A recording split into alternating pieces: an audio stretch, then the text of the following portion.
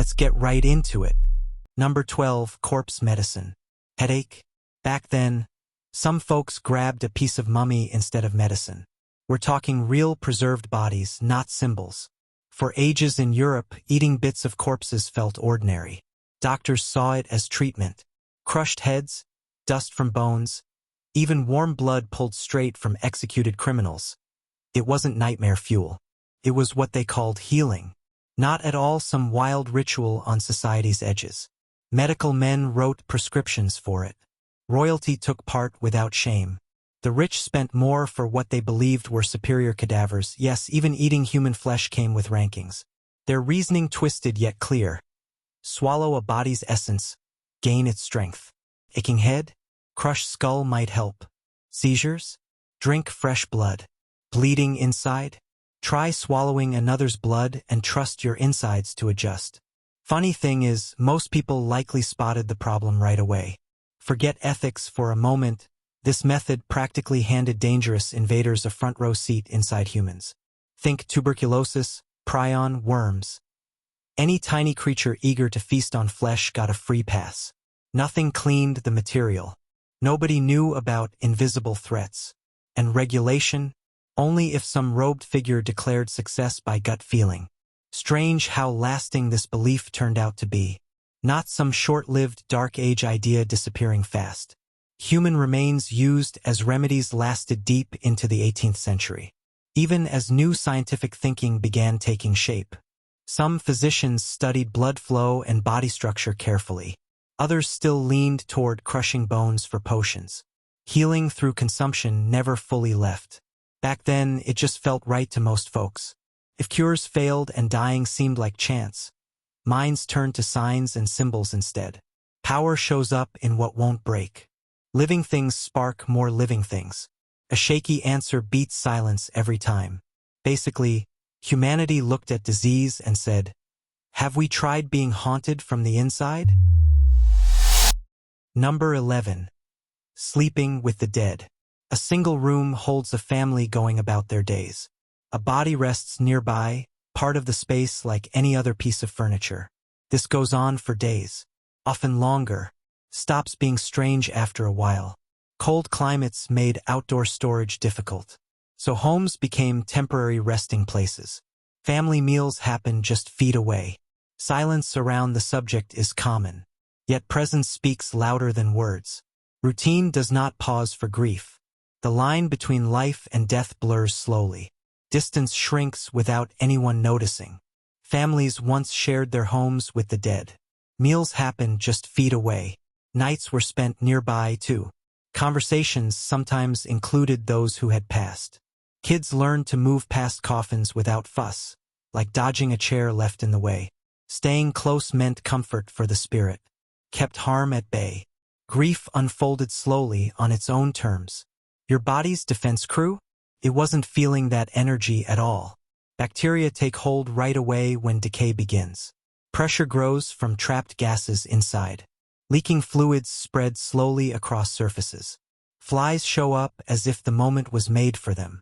A body left uncooled or untreated turns dangerous in days.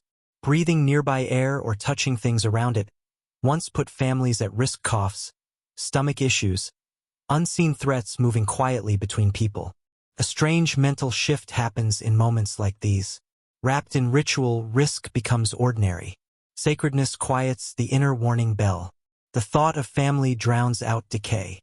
Feelings step in front of logic. Closeness wins where cleanliness should matter. Funny how it played out. Staying close after a death sometimes led to more loss at home, hitting kids and older folks hardest. After the first body came others, no ghosts involved, just germs that didn't care about grief rituals. Few realized how quickly remembrance could shift toward risk. What began as tribute ended in unintended harm. Grief lingered. So did illness. Number 10. Lead beauty rituals. Ahead of dinner by torchlight, you aim for perfect skin. Shine bright, stay pale, look healthy. For that glow, cover your face with lead. That's right, the very substance we now scrub from pipes, walls, furniture, just about anything since it harms minds. A long time ago, makeup with lead was everywhere. Products like powder, creams to lighten skin, or eyeliner all had it inside. Having light-colored skin meant you had money, never labored under the sun. That look came at a cost. Many hurt their health just to fit in. Chasing beauty became a slow march toward sickness, paid for in vanity. Few realized it at the start, yet Lee did what it promised. Gave a flawless finish, hid imperfections, left complexions pale like fine china. Slowly, though, things turned. Mouths cracked open, strands dropped from scalps, limbs tingled without cause. Fertility faded, insides wore down, one symptom stacking on another. Rot crept under the surface, unseen until mirrors showed collapse. Then came thicker layers of paste to mask what the last layer had begun. This moment shows what happens when minds bend under pressure. Instead of seeing harm, the mind labels pain as normal wear and tear. It wasn't that the substance damaged bodies, it was said you couldn't handle progress. Blame shifted quietly, landing on those who suffered. Weakness, poor choices, time, excuses piled up where answers should have been. Stopping only made things harder. Without lead, skin problems returned, proof people thought that they needed the treatment. Relief came with a price. Each dose set another hook. What fixed you also broke you. Need grew where healing should have been. Yet beneath the applause for grace and poise, something quieter took place. Almost like fashion had slipped poison into the water. People stood there, aware, half-joking, admitting the cost while turning mirrors toward their sharp jaws. Number 9. Mercury Cleanses. Out of nowhere in time, a person stared at liquid metal gleaming, sliding around, obviously dangerous if swallowed, and decided, right, this is what I need. Across ancient cultures, that same substance became medicine, ritual cleanser, even an everyday tonic. Since when something feels mysterious, people often believe it heals. Folks downed it by mouth. They smeared it across their arms and legs. Some even soaked themselves in the stuff. Ancient rulers in China popped mercury like candy, thinking it would make them live endlessly. Strange move given how mercury shreds nerve cells fast. Turns out eternity didn't happen. A lot wound up dying in ways both painful and unusual. Few drops might seem harmless, yet they can chip away at your nerves. Shaky hands, sudden anger, forgetfulness creeping in. More than that, turns cruel fast. Kidneys shutting down, muscles freezing up, minds unraveling into chaos, sometimes ending life. That old saying about hatters? Not just nonsense, it came from breathing poisoned air while shaping hats. What's happening makes total sense once you think about people. Rarity plus strangeness plus spectacle. Those things always draw attention. The liquid shifted without help. Movement like that feels intentional. Regular stuff just sits there. Back then, motion like that could only mean one thing: hidden force inside. Far from test tubes, healing lived in meaning. Because mercury meant change, folks figured illness could shift into wellness. Now emperors stood as warnings, reshaped by time's quiet shift. Strange how it started with a spark. Mercury gave a rush, jittery energy, dizziness, shifts in what felt real. At first, that fooled everyone into thinking it helped. Meanwhile, harm built up slow beneath the surface. Nerves frayed without warning. Yet the mind kept insisting everything was fine. Number 8. Bloodletting For Everything. Ever feel drained? They'd cut you open. Running a fever? Same answer. Aching head? Slice. Snap something? Still the fix: spill blood. This practice made about as much sense as rebooting your modem when toast burns. Whatever went wrong, their reply never changed. Let it out. People once thought sickness was caused by too much fluid inside the body. If someone had extra blood, they removed it. It seemed to make sense at the time: clean, orderly, almost like real science. After all, there were instruments, numbers, and serious-looking men with long facial hair running the show. When you do not understand disease, acting certain can carry you a long way. Here's the thing: you can't just do without blood. Take too much out, and your body struggles to fight off sickness, gets less oxygen, yet faces higher risks of shock or infections. Plenty of people survive their disease, but not the so-called cure. Consider George Washington: sick, then drained multiple times, almost half his blood gone. dead soon after. Blood vanishes, then everything tightens up, pulse races, organ strain, recovery drags. Yet even as bodies failed, the practice stayed trusted. Death happened often regardless. If a person passed, well, they were doomed by destiny, divine will, or simply too far gone. Survival? That belonged to the cut. That's confirmation bias at its core. Wins stick in memory while losses get excused. When habits turn into customs, proof must battle sentiment, power, and ego. It wasn't mere error among physicians, it was deep investment. For hundreds of years, getting treated often meant someone sticking a blade into you, payment required. Health was just a guess on whether bleeding helped at all. Number 7. Child labor as strength training. A child at 6, lowered into dark tunnels, lungs filling with dust. Someone once called that good for you. Hardship shaped strength, they said back then. Not needing much pay helped too. Small bodies fit tight spaces, so minds took them without question. Breathing black air day after day became routine. Some lasted years. Others vanished quietly, barely noted. Survival meant calloused hands and tired eyes. Death? Just part of the cost. Smokestacks belched fumes while tiny figures scrambled beneath. Breathing that grit daily twisted young spines out of shape. These jobs demanded backbreaking effort long before muscles finished growing. Exhaustion slowed height gain, scarred airways, harmed fragile frames for life. Grown-ups claimed such hardship built character instead. Staying busy supposedly tamed wild impulses. In their minds, pain taught moral strength. Strange how the mind works when it profits from harm. If grown-ups gain while kids suffer, excuses bloom like weeds. They say things like, the child is building character. Pitching in helps them grow. Toughens them up for later.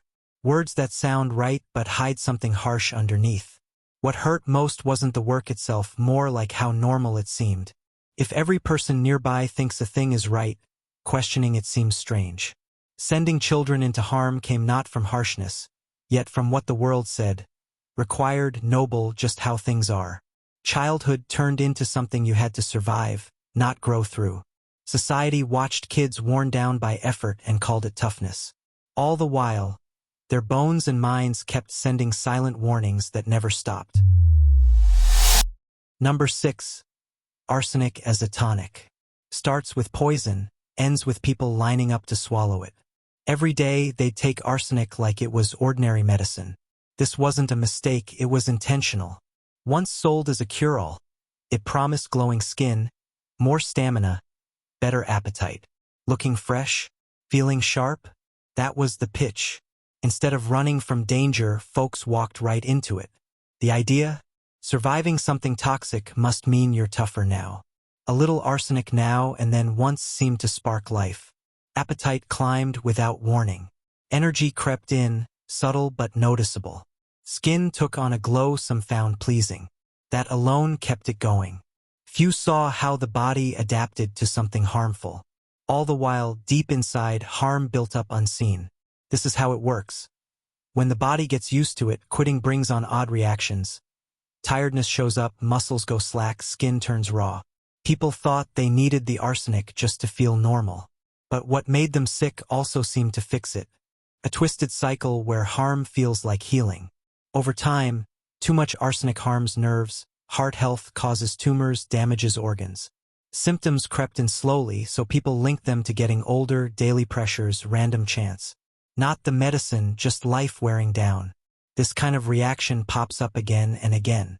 When damage creeps in quietly while rewards hit right away, the mind picks the quick win. Linking later fallout to today's actions? Not something most folks manage well.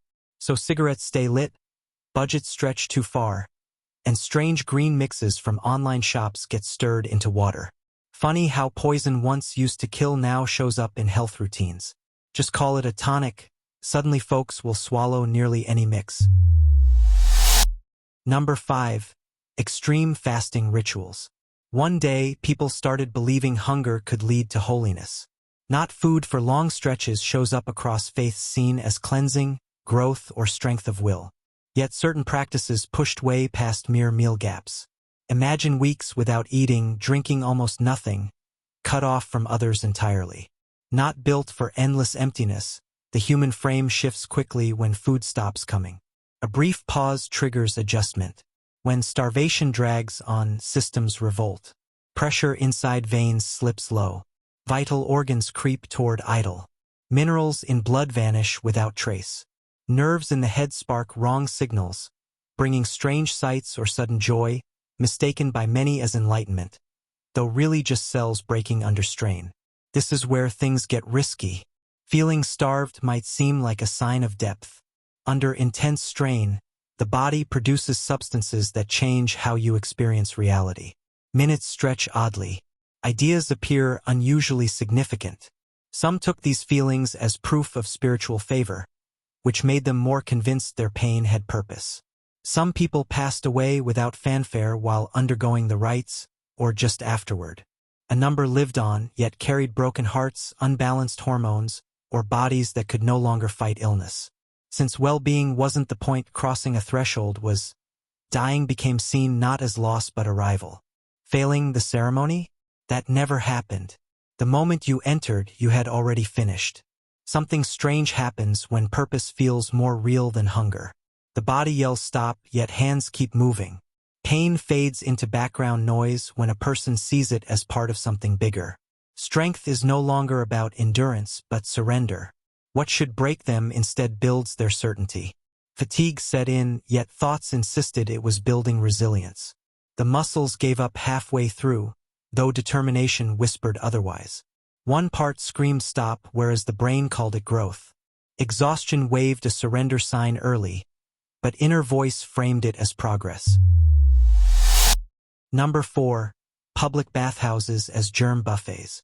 Bathhouses opened as spots to wash up, unwind, maybe chat with neighbors.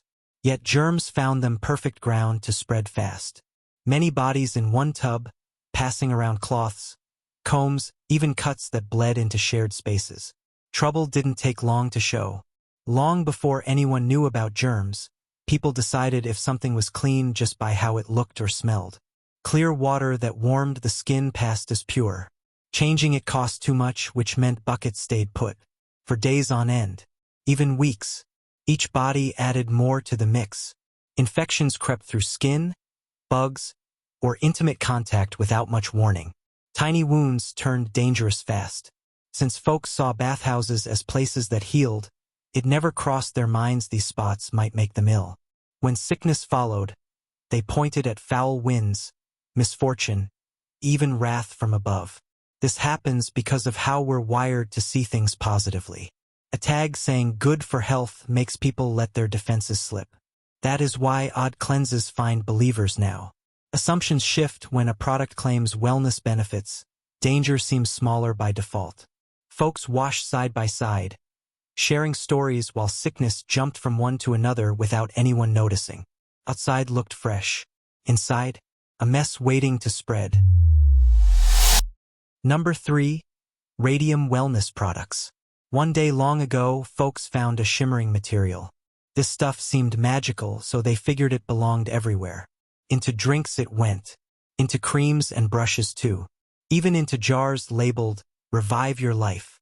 Each morning began with a sip of bright liquid. They believed it made skin tighter, bodies livelier, minds sharper. After all, if your insides could light up a room, how bad could that be? Funny how hope can twist facts. Rays shot out from radium, nonstop. That glow felt alive, somehow. So people linked it to power, to being awake, to lasting longer. Sellers called it new science, clean, bright, ahead of its time. Medics nodded along. Some even swore by it. Posters shouted about stamina, manhood, years added on. All while deep in the body, bones were cracking under silent damage. Silence followed exposure, no sting, just waiting. Damage arrived much later, piece by piece. Jaws weakened until they crumbled. Gaps formed where teeth once sat. Tumors showed up long afterward. Trust in radium held on, even when bodies broke down, simply because harm took time to reveal itself. That glow felt futuristic, so how could it hurt? Here's a pattern we keep repeating. Fascination with what's new. Fresh things seem superior. Today's version feels trustworthy. When an idea seems advanced, folks believe it's reliable no matter the evidence. That shine turned into supposed quality rather than a red flag. When the threat could no longer be ignored, too many had already been harmed. Flesh turned into proof. What they called advancement consumed them from within. People actually handed over cash just to get exposed to radiation. Progress only backwards. Number 2. Tightlacing and organ compression. Bones shifting just to match a silhouette. That happened. Laces pulled until the body made space. Seen as proper. A sign of control. Elegance shaped by pressure. Hurting didn't raise eyebrows. Gasping for air? Common enough. Passing out? Almost routine. Bones bent under tight lacing, pushing insides out of place. Breathing grew shallow. Meals brought discomfort. Movement stiffened day by day. Over time, muscles weakened. Posture changed. Pain became routine. Organs shifted into new positions, settled there for good. Still, appearance won every argument. Strange how pain became a sign of worth. When all the women struggle together, it stops feeling like cruelty. Praise came not for strength but for staying silent through discomfort. What hurt most got called graceful.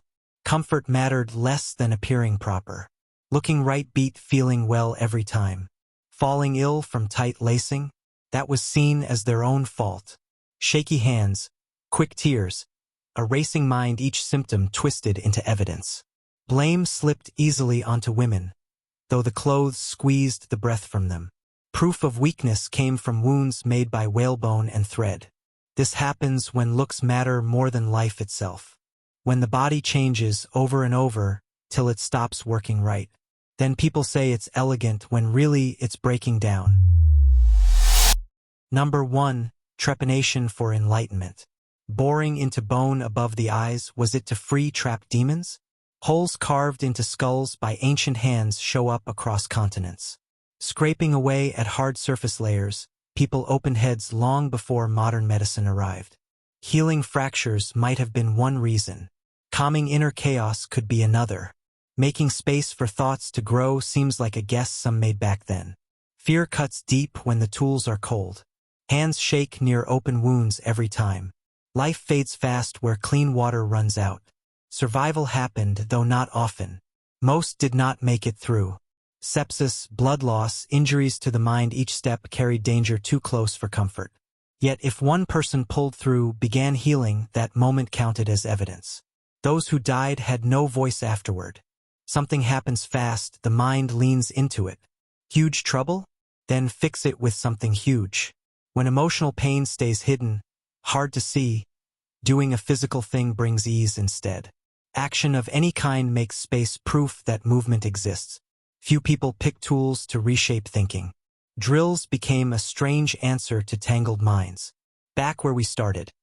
Customs formed in fear, shaped by faith, held tight through hard times, passed down with ceremony, backed by power, fed by longing, slowly causing more damage than help. That's all for today. I'll be making similar videos in the future. Subscribe to see them.